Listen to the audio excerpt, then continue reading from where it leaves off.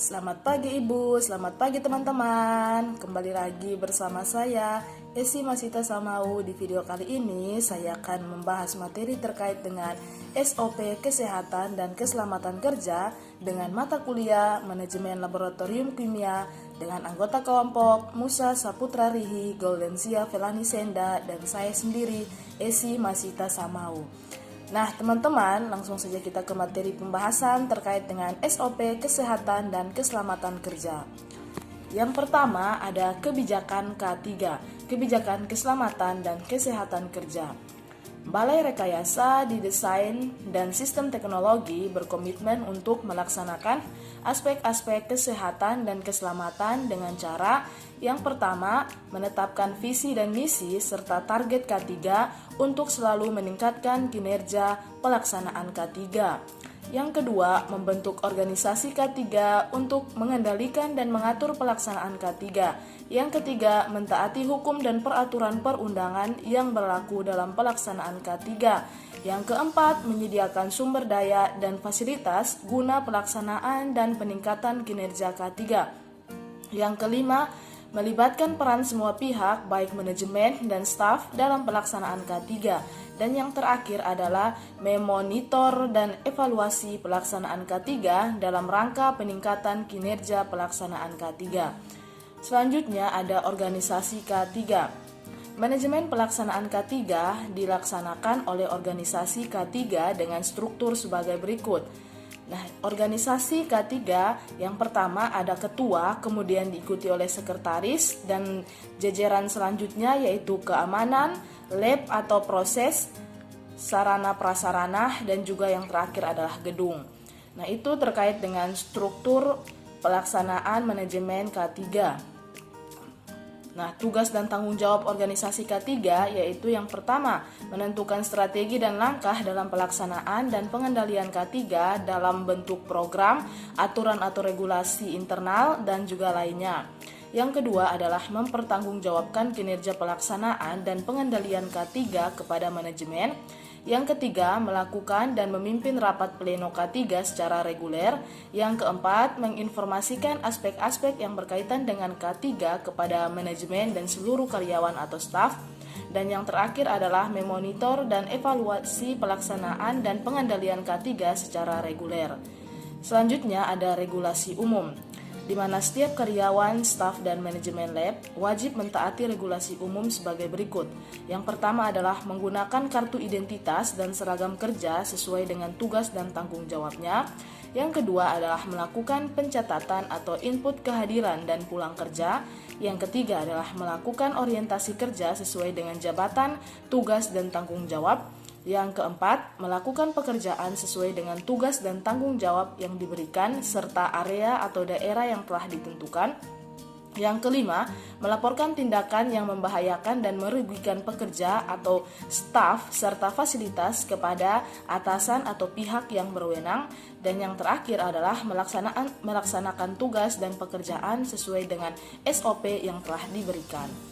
Selanjutnya ada regulasi K3, di mana setiap karyawan, staf, dan manajemen wajib mentaati regulasi K3 sebagai berikut. Yang pertama adalah melakukan orientasi, pelatihan, dan induksi K3. Yang kedua, menggunakan APD sesuai dengan area dan label atau tanda K3. Yang ketiga, menghadiri dan mengikuti pertemuan K3 bila diminta atau diundang. Dan yang terakhir adalah melaporkan dan mencatatkan kejadian kecelakaan kerja bila terjadi dan mengetahuinya. Di samping itu, setiap pengunjung atau tamu atau supplier atau kontraktor kerja juga wajib yang pertama adalah melaporkan kepada staf VO, Dex atau security. Yang kedua, mengisi buku tamu dan juga pernyataan K3. Yang ketiga, memakai tanda pengenal tamu. Yang keempat, melakukan orientasi, pelatihan, dan induksi K3.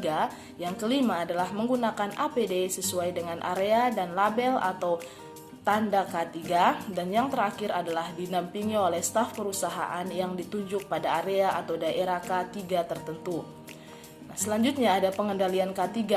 Di sini dia disusun atau dia ditulis berdasarkan piramid, yaitu di mana dimulai dari eliminasi, substitusi, kontrol engineering, kontrol administrasi, dan juga alat perlindungan diri. Nah, yang pertama untuk eliminasi, yaitu upaya pencegahan untuk menghilangkan atau tidak meneruskan untuk menggunakan bahan atau material atau peralatan atau kondisi yang dapat menimbulkan bahaya ataupun resiko. Yang kedua ada substitusi, yaitu upaya pencegahan untuk menggantikan suatu kondisi, bahan, material, peralatan, atau proses yang dapat menimbulkan bahaya menjadi kondisi yang lebih aman. Yang ketiga ada control engineering, yaitu upaya pencegahan yang dilakukan dalam bentuk metode atau teknik yang merupakan bagian dari desain engineering, bahan, material, proses, peralatan termasuk instrumen dan kontrol layout untuk meminimalkan potensi bahaya dan juga resiko. Yang keempat ada kontrol administrasi, yaitu bentuk upaya pencegahan dengan implementasi prosedur bekerja yang aman. Dan yang terakhir ada alat perlindungan diri atau APD, yaitu upaya pencegahan dengan alat perlindungan diri untuk pekerja atau operator di lingkungan kerja yang sewaktu-waktu bisa menimbulkan bahaya dan juga resiko.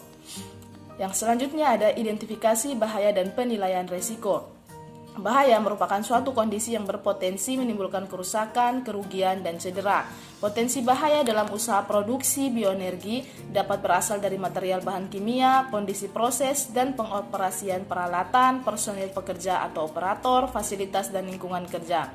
Sedangkan resiko adalah kerugian, kerusakan, dan cedera yang mungkin dapat terjadi dari suatu bahaya. Setiap bahaya yang diidentifikasi dapat dilakukan penilaian resikonya. Bahaya selalu berpotensi untuk timbul meskipun telah dilakukan mitigasi yang banyak. Dalam menganalisa dan menilai resiko yang bisa terjadi, perlu dipertimbangkan hal-hal berikut. Yang pertama, konsekuensi dari potensi bahaya, yaitu kerugian yang kemungkinan terjadi bila bahaya tidak terkontrol, di mana klasifikasi konsekuensi dari potensi bahaya yaitu yang pertama bencana, yaitu terjadinya disabilitas yang fatal dan permanen, kerusakan parah atau bencana dari fasilitas produksi, dampak yang besar pada suplai barang atau logistik dan konsumen serta lingkungannya. Yang kedua ada mayor, yaitu terjadinya kecelakaan yang ekstensif, kerusakan yang signifikan, dampak yang signifikan terhadap suplai barang dan konsumen. Yang ketiga ada menengah, yaitu kerusakan peralatan, penanganan medis, dampak yang moderat terhadap suplai dan konsumen. Yang berikut ada minor, yaitu penanganan P3K, kerusakan kecil pada peralatan, dampak kecil terhadap suplai dan konsumen. Dan yang terakhir ada tidak berarti, yaitu tidak ada kecelakaan, luka-luka, dampak yang tidak berarti pada suplai dan konsumen. Nah, yang kedua ada berapa sering bahaya terjadi, yaitu frekuensi bahaya yang bisa menimbulkan resiko dan juga merugikan. Klasifikasi frekuensi bahaya atau resiko yaitu yang pertama jarang, yaitu kejadian yang mungkin terjadi hanya pada kondisi yang khusus. Yang kedua, hampir tidak mungkin, yaitu kejadian yang mungkin terjadi dalam 10-100 tahun. Yang ketiga, moderat, yaitu kejadian yang mungkin terjadi dalam 2-10 tahun. Yang keempat, ada mungkin, yaitu kejadian yang bisa terjadi dalam semua kondisi dan kemungkinan terjadinya 1 kali dalam 1 tahun. Dan yang terakhir, hampir pasti, yaitu kejadian yang terjadi dalam semua kondisi dan bisa terjadi lebih dari 1 kali dalam setahun. Selanjutnya ada pembagian area K3. Pembagian area K3 yaitu yang pertama area merah, yaitu area dengan pengendalian K3 yang ketat dan penggunaan APD yang ekstra, seperti area metanol, area bahan kimia, dan lain-lain. Yang kedua ada area kuning, yaitu area dengan pengendalian K3 dengan penggunaan K3 yang standar, misalnya area pabrik pada umumnya. Yang ketiga ada area hijau, yaitu area umum dengan pengendalian K3 yang minimal, misalnya area di dalam ruang perkantoran. Nah, gambar denah atau layout lantai 1 seperti pada gambar yang tertera. Nah, di sini sudah dijelaskan tadi terkait dengan daerah kuning, daerah merah, dan juga daerah hijau. Selanjutnya ada SOP pengoperasian atau produksi. Yang pertama, SOP merupakan rangkaian prosedur yang spesifik digunakan untuk melakukan serangkaian pekerjaan dengan target yang telah ditentukan sesuai dengan hukum, standar, regulasi, dan aturan industri yang berlaku. Yang kedua, SOP memuat prosedur startup atau memulai, prosedur operasi dan prosedur shutdown, termasuk emergency shutdown yang biasanya merujuk pada suatu gambar proses atau PID. Yang ketiga, ada pelaksanaan SOP yang baik dan benar dapat menghasilkan konsistensi dan reliabilitas dalam produksi, pengurangan resiko, kesalahan, dan standarisasi dalam pelaksanaan produksi atau kegiatan. SOP merupakan rujukan tidak hanya dalam sistem aktivitas produksi, tetapi juga inspeksi atau audit oleh pihak lain. Yang keempat adalah SOP dibuat sebelum pekerjaan pengoperasian dimulai dan dapat dimodifikasi untuk peningkatan kinerja dan juga efisiensi. Selanjutnya ada alat perlindungan diri. Alat perlindungan diri atau APD standar yang wajib digunakan saat memasuki area atau daerah K3 adalah yang pertama, helm safety seperti terlihat pada gambar. Yang kedua ada kacamata safety atau operator. Yang ketiga ada wear pack atau baju kerja operator. Yang keempat ada sepatu safety seperti pada gambar. Dan yang terakhir ada sarung tangan atau operator. Selanjutnya ada penanganan bahan berbahan beracun. Perhatikan bahan kimia berbahaya yang digunakan, baik itu cair, padat, atau gas, dengan memperhatikan bentuk, simbol, dan label yang terdapat pada kemasan bahan kimia tersebut. Yang kedua, pastikan operator atau pengguna mengerti lembar data keselamatan bahan dari bahan tersebut, terutama label dan simbol bahaya yang bisa ditimbulkan dari bahan kimia tersebut. Yang ketiga, selalu gunakan APD yang sesuai dengan untuk menangani bahan kimia tersebut. Yang keempat, simpanlah bahan kimia tersebut pada tempat aman sesuai dengan petunjuk atau SOP yang telah ditetapkan. Yang kelima, jika terjadi kejadian atau kecelakaan seperti kebocoran atau tumpahan, tangani tumpahan tersebut dengan mengacu pada MSDS atau SOP yang telah ditetapkan. Yang berikut, jika bahan kimia tersebut terpecik ke mata atau kulit atau bagian tubuh lainnya, maka bilaslah di tempat pencucian yang telah disediakan seperti hand wash, wash atau shower station. Dan yang terakhir, jika ragu, tanyakan kepada manajemen K3 atau supervisor. Selanjutnya ada keadaan darurat, di mana saat terdengar alarm atau pengumuman melalui pengeras suara terkait dengan adanya kebakaran, kebocoran, bahan kimia atau gas, atau kondisi darurat lainnya, semua pekerja, karyawan, atau staf, serta tamu, pengunjung harus segera berkumpul di daerah tempat berkumpul evakuasi terdekat sesuai dengan rute jalur evakuasi. Pekerja atau operator yang sedang melakukan kegiatan dan aktivitas produksi harus melakukan prosedur emergency shutdown untuk menghentikan pengoperasian peralatan atau mesin produksi. Semua personil tidak diperkenankan untuk kembali bekerja dan atau kembali ke area kerja masing-masing sampai dengan ada pemberitahuan dari manajemen K3 melalui pengeras suara. Manajemen K3 akan melakukan investigasi dan audit terhadap keadaan darurat yang terjadi dan memastikan dampak dari keadaan darurat tersebut. Selanjutnya ada jalur evakuasi darurat. Jalur evakuasi darurat yaitu yang pertama ada jalur evakuasi lantai 1 seperti terlihat pada gambar. Dan yang kedua ada jalur evakuasi lantai 2 seperti terlihat pada gambar. Nah, selanjutnya ada pelaporan. Setiap terjadinya kecelakaan baik yang menimbulkan kerugian ataupun tidak, pekerja, operator, karyawan, staf wajib melaporkan kejadian kecelakaan tersebut pada manajemen K3 dengan mengisi formulir yang telah disediakan untuk segera dilakukan penanganan dan mitigasinya.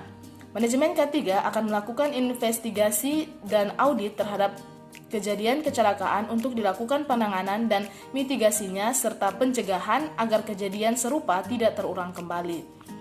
Selanjutnya ada P3K dan unit pelaksanaan kesehatan.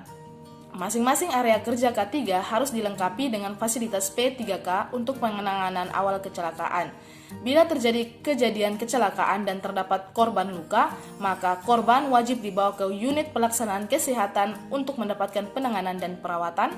Bila korban dalam kondisi gawat darurat, dapat menghubungi nomor telepon unit layanan kesehatan 24 jam yaitu ke 4455 atau 4453. Selanjutnya ada informasi umum, yaitu setiap karyawan staf operator melakukan pekerjaan sesuai dengan tugas atau job yang diberikan dan di area yang telah ditentukan.